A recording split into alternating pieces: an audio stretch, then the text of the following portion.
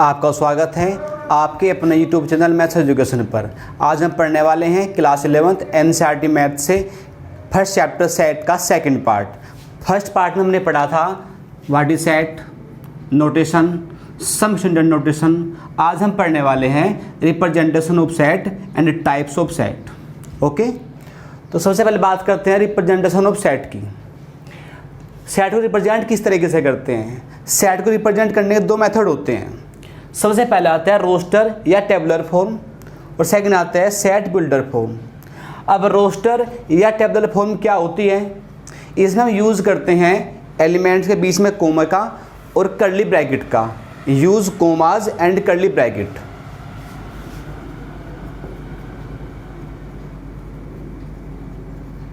Curly bracket कैसे? Suppose that ये example था हमारे पास, set of natural number less than 10। हमें लिखना है नेचुरल नंबर का सेट हो 10 से कम आते हों। तो मैंने बताया है यूज़ करना है हमें कोमे का, एलिमेंट्स के बीच में कोमे का और कर्ली ब्रैकेट का। जैसे सपोज दैट इसका नाम रखा हमने सेट ए, तो 1, 2, 3, 4, 5, 6, 7, 8 एंड 9। तो इसे बोलते हैं रोस्टर फॉर्म या टेबुलर फॉर्म, जिसमें एलिमेंट्स लिस्टेड किए जाते हैं use comma and curly bracket. अब बात करते हैं set builder form. Set builder form, इसमें एक फॉर्मूला यूज करते हैं जो एक्स के फॉर्म में होता है। एग्जांपल ये लेते हैं, set of natural numbers less than 10। हमें एलिमेंट लिखने हैं या सेट बनाना है नेचुरल नंबर्स का जो 10 से कम हो, तो उसे सेट बिल्डर फॉर्म में कैसे लिखेंगे? हमने बताया है यूज करते हैं एक्स का, यह फॉर्मूले का। इसे भी हम ए मानते हैं। सबसे पहले लिखते हैं एक्स। अब लिखते हैं एक्स की ऐसी डेफिनेशन जिससे हमारी रिक्वायरमेंट्स सर पूरी होती हैं, जिससे हमारा सेट बनता है ये या फिर ये। अब इसकी डेफिनेशन क्या बनती है एक्स की? हम बताते हैं एक्स की वैल्यू क्या है, एक्स की वैल्यू है क्या पुट करें जिससे हमारा सेट कवर हो जाए। बस छोटी सी बात लिखते हैं, एक्स एलिमेंट है n का। इसका मतलब है x नेचुरल नंबर हो और एक कंडीशन और दी हुई है। उसने कहा था कि x की वैल्यू 10 से कम हो, x लेस देन 10। तो दो कंडीशन है, इसे ऐसे कर सकते हैं, x लेस देन 10, x की वैल्यू 10 से कम हो और x एलिमेंट हो n का, नेचुरल नंबर का। तो इस कंडीशन से हमारा सेट फिल होता है। दोबारा देखते हैं, हमें लिखना था set of natural numbers less than 10। हमें एक सेट बनाना है जो 10 से कम हो, नेचुरल नंबर हो। हमने बताया दो मेथड होते हैं, रोस्टर या टेबुलर फॉर्म, एक होता है सेट बिल्डर फॉर्म। इसमें क्या करते हैं, जो एलिमेंट्स होते हैं यूज़ करते हैं कोमे का और कर्ली ब्रैकेट का, यानी कि एलिमेंट्स को कर्ली ब्रैकेट के अंदर लिखते हैं और कोमे का यूज़ करके लिखते हैं। हमें पता था कि 10 से कम नेचुरल नंबर होंगे में होते हैं 1, 2, 3, 4, 5, 6, 7, 8, 9 तक होंगे।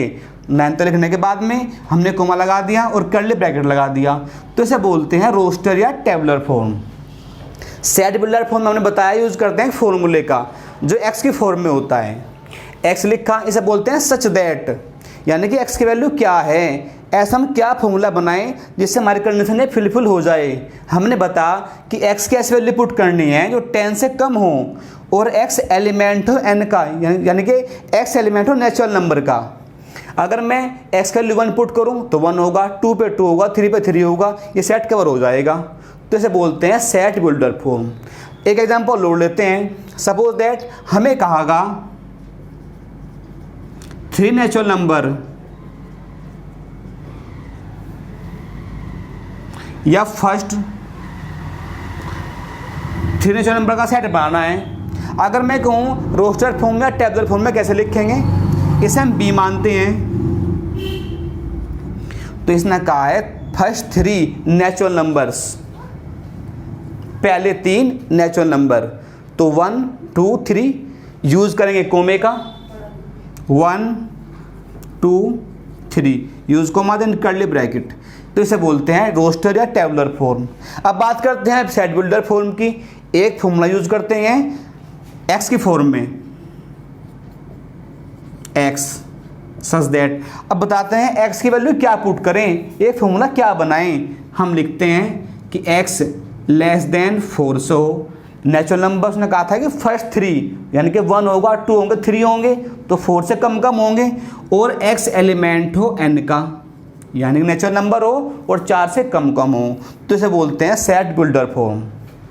ओके, अब हम एक एग्जांपल और लेते हैं।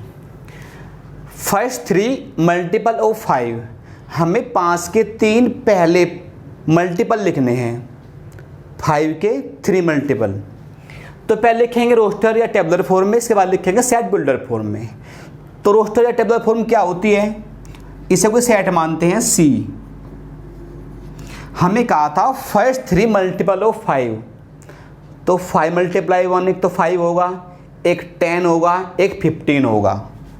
5, 10 और 15 हमने यूज करा कर्ली ब्रैकेट का और कोमे का। अब बात करते हैं सेट बिल्डर फॉर्म में से कैसे लिखेंगे। C, इसे एक फॉर्मूला देते हैं, एक ऐसा नोटेशन देते हैं जिससे हमारा सेट पूरा कवर हो जाए। सपोज दैट हमने मान लिया इसे 5x। अब हमें x की वैल्यू पुट करनी होगी। x की क्या क्या वैल्यू पुट करें ताकि हमें 5 मिल जाए, 10 मिल जाए और 15 मिल जाए। हम लिख सकते हैं सच दैट के बाद में x की वैल्यू 1, 2, 3, ये भी ठीक है। ऐसा लिख के अगर हम इसे ऐसा कर दें, x लेस देन 4 से हो, x 4 से कम कम आता हो, और एक बात और है, अगर इतनी बात छोड़ दी तो हो सकता है कि x की वैल्यू 1/2 भी हो, 3/2 भी हो। एक बात और बतानी पड़ेगी यहाँ पे कि x एलिमेंट है n का, इसका मतलब है 4 से कम कम हो और नेचुरल नंबर हो। तो अगर 4 से कम कम नेचुरल नंबर पुट करें, पहले 1 पुट करना होगा, फिर 2 पुट करना होगा, फिर 3 पुट करना होगा। अच्छा एक बात और, इसका ऑर्डर कुछ भी आ सकता है, इसे हम ऐसे भी कर सकते हैं 10, 5, 15। इसने कहा है कि 5 के 3 पहले मल्टीपल लिखने हैं, तो ऑर्डर कंपल्सरी नहीं, ऑर्डर कुछ भी हो सकता है। ओके, अब आप समझ गए होंगे कि रोस्टर फॉर्म या टेबुलर फॉर्म कैसी होती है और सेट बिल्डर फॉर्म कैसी होती है। अब बात करते हैं अपने 5 टॉपिक टाइप ऑफ सेट्स की। देखते हैं सेट 10 टाइप के होते हैं, तो देखते हैं। सबसे पहले आता है एम्प्टी सेट। एम्प्टी सेट क्या होता है, a set which does not contain any element, एक ऐसा सेट जिसमें कोई एलिमेंट ना होता हो, इसे नल सेट भी कहते हैं। हमें लिखना है कि ऐसा एलिमेंट, एक ऐसा सेट जिसमें कोई एलिमेंट ना होता हो। जैसे अगर मैं कहूँ a = x such that x² = 4 और x बड़ा हो 10 से, यानी कि x such that x² = 4, x की वो वैल्यू लेनी है जो 10 से बड़ी होती हो। अगर से हम सोल्व करते हैं x² = 4 को, तो x की वैल्यू आती है +-2, एक वैल्यू प्लस की 2, एक वैल्यू माइनस की 2। हमने कंडीशन दिया है कि x > 10, 10 से बड़ी हो, तो ऐसी कोई वैल्यू नहीं है जो x² = 4 को फॉलो करती हो और 10 से कम होती हो। तो जो सेट ऐसे होते हैं उन्हें बोलते हैं एम्प्टी सेट। इसे डिनोट करते हैं 5 से या कर्ली ब्रैकेट से। ओके, इसका एग्जाम्पल और लेते हैं। अगर हमें कहा b = x such that x² = -1 और x एक रियल नंबर हो, x² = -1 है। अगर यहाँ से हम x का वैल्यू फाइंड करते हैं तो आता है x = √-1, जो कि रियल नंबर नहीं है। तो इसका मतलब है कि सेट के अंदर कोई एंट्री नहीं है, और जिस सेट के अंदर कोई एंट्री नहीं होती उसे कहते हैं एम्प्टी सेट या नल सेट। अब बात करते हैं नंबर 2 सिंगलटन सेट की। सिंगलटन सेट क्या होता है, a set which contains only 1 element, एक ऐसा सेट जिसमें केवल एक एलिमेंट होता हो, उसे कहते हैं हम सिंगलटन सेट। एग्जाम्पल देखते हैं 1, ये सिंगलटन सेट है। एक सेट बी लेते हैं, 0, सिंगलटन सेट है। सेट के अंदर एलिमेंट है 0, यूनिक एलिमेंट है, तो इसे बोलते हैं हम सिंगलटन सेट। सी 3 मान सकते हैं, इसे कहते हैं सिंगलटन सेट। ओके, जिस सेट में एक एलिमेंट होता हो सिंगलटन सेट कहलाता है। अब चलते हैं फाइनाइट सेट पे। नंबर 3 है finite set. A set which contain finite number of element, एक ऐसा सेट जिसके एलिमेंट को हम काउंट कर सकते हों। इसका एक नाम और है काउंटेबल सेट। जिस सेट के एलिमेंट को हम काउंट कर सकते हैं या जिस सेट के एलिमेंट काउंटेबल होते हैं उसे कहते हैं फाइनाइट सेट। एग्जांपल देखते हैं।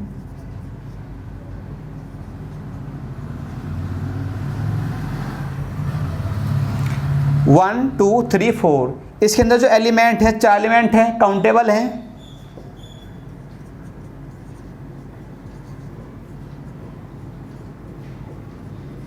इसके अंदर 1, 2, 3, 4, 5 5 एलिमेंट है, काउंटेबल हैं। तो जिस सेट की एंट्री को हम काउंट कर सकते हो उन्हें कहते हैं हम काउंटेबल सेट या फाइनाइट सेट। अब बात करते हैं इनफाइनाइट सेट की। A set which contains infinite number of element, एक ऐसा सेट जिसके एलिमेंट काउंटेबल ना हो, काउंट ना कर सकते हो, उसे कहते हैं इनफाइनाइट सेट। एग्जाम्पल आपने पढ़ रखा हुआ है, नेचुरल नंबर का set 1, 2, 3 dot dot infinite set है, या इवन नंबर का सेट हमने ए मान लिया डॉट डॉट, इसे बोलते हैं इनफाइनाइट सेट। जिस सेट के एलिमेंट को हम काउंट ना कर सकते हो उसे कहते हैं इनफाइनाइट सेट। अब देखते हैं नंबर 5। नंबर 5 पर आता है इक्वल सेट। जैसे नाम से पता लग रहा है इक्वल सेट किसे कहते हैं, जो सेट दो सेट इक्वल होंगे उन्हें बोलेंगे इक्वल सेट। फिर देख लेते हैं equal set. 2 set which contain same element, 2 ऐसे सेट जिसमें सेम एलिमेंट हों उन्हें बोलते हैं equal set. If A equals to 1, 2, 3 और सपोज दैट बी में सेट हैं 3, 2, 1, जो ए सेट के एलिमेंट हैं 1, 2, 3, बी सेट के एलिमेंट हैं 3, 2, 1, तो दोनों में इक्वल सेट हैं, एक जैसे सेट हैं। तुम कह सकते हैं कि सेट ए इक्वल है सेट बी के। ओके, बस हमें देखना है कि दोनों सेट इक्वल हों, नंबर ऑफ सेट भी और एलिमेंट एक जैसे हों, उसे कहेंगे इक्वल सेट। अगर ऐसा होता, कोई सेट सी होता 1, 2, 3, एक सेट डी होता 2, 3, 4। अब सेट सी के पास एलिमेंट है 1, 2, 3, सेट डी के पास एलिमेंट है 2, 3, 4, एलिमेंट डिफरेंट हैं, अलग अलग हैं, तो हम कहेंगे set C not equal to set D. अब बात करते हैं नंबर 6 इक्विवेलेंट सेट की। 2 set which contain same numbers of element, ऐसे 2 सेट जिनमें एलिमेंट के नंबर सेम हों, एलिमेंट कोई भी हों, बस नंबर सेम हों। कैसे?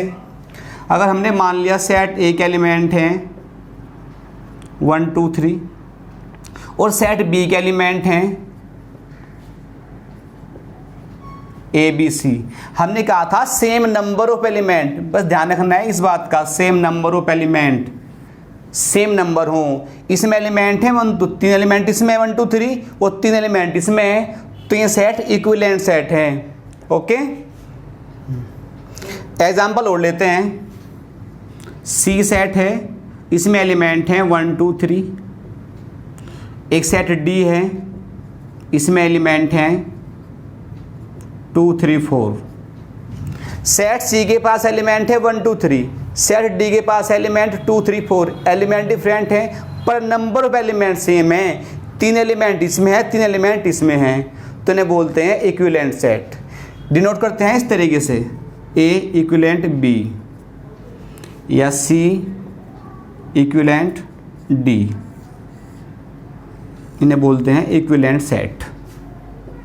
अब बात करते हैं डिसजॉइंट सेट की। डिसजॉइंट सेट क्या होते हैं? 2 sets which does not contain common element, ऐसे 2 सेट जिसमें कोई भी एलिमेंट कॉमन ना हो उसे कहते हैं डिसजॉइंट सेट। देखते हैं एग्जांपल। सपोज दैट कोई ए सेट है, इसमें एलिमेंट है 1 2 4। बी सेट है, इसमें एलिमेंट है 5 6 7। दोनों में एलिमेंट डिफरेंट हैं तो इसे कहेंगे हम डिसजॉइंट सेट। अगर एलिमेंट कोई कॉमन होता, सपोज दैट सी कोई सेट होता 2 3 4, डी सेट होता 3 4 5। हम देखते हैं इसमें जो कॉमन एलिमेंट है 3 4 यहाँ है और 3 4 यहाँ पे है, तो ये डिसजॉइंट सेट नहीं है, तो इन्हें इरेज कर देते हैं। सेट ए और सेट बी डिसजॉइंट सेट है क्योंकि यहाँ कोई एलिमेंट कॉमन नहीं है। ओके, अब नंबर 8 पर आता है overlapping set. Two sets which contain at least one common element. ऐसा सेट या ऐसे दो सेट्स जिसमें कम से कम एक एलिमेंट कॉमन हो उसे कहते हैं ओवरलैपिंग सेट। जैसे सपोज दैट 2 3 4 सेट ए है, एक सेट बी मान लेते हैं 2 7 8। इसमें 2 एक एलिमेंट है जो कॉमन है, कम से कम एक एलिमेंट कॉमन है, तो इन्हें कहेंगे ओवरलैपिंग सेट। और देखते हैं 1 2 3 4 डी 3 4 5 6 7। दो सेट है, नंबर ऑफ एलिमेंट डिफरेंट हैं, पर यहाँ कम से कम एक सेट या दो सेट कॉमन है। 3 4 यहाँ पे भी है और यहाँ पे भी है। हमने कहा था एट लीस्ट, यानी कम से कम एक एलिमेंट तो कॉमन हो, ज़्यादा भी हो सकते हैं, उन्हें बोलते हैं ओवरलैपिंग सेट। ओके, अब बात करते हैं फैमिली ऑफ सेट्स की। If a set contain element which are itself set, यानी कि ऐसा सेट जिसके एलिमेंट खुद सेट हों उसे कहते हैं family of set.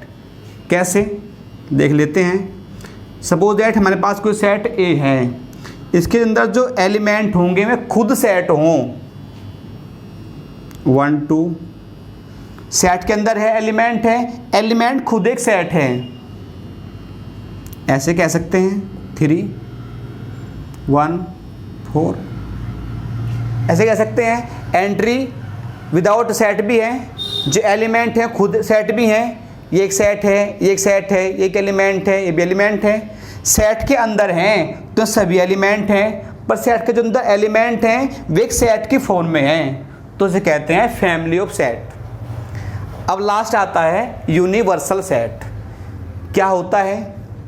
A set which contains all element of all sets. जितने हमारे पास सेट हैं उन सब का कॉम्बिनेशन उसे कहते हैं यूनिवर्सल सेट। देखते हैं, हमारे पास एक सेट है ए 1 2 3, एक सेट है बी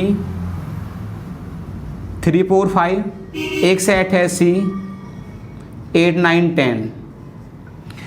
तो जो हमारे पास एक सेट होगा जिसमें ए सेट के एलिमेंट भी होंगे, बी सेट के एलिमेंट भी होंगे और सी सेट के एलिमेंट भी होंगे, उसे कहेंगे यूनिवर्सल सेट।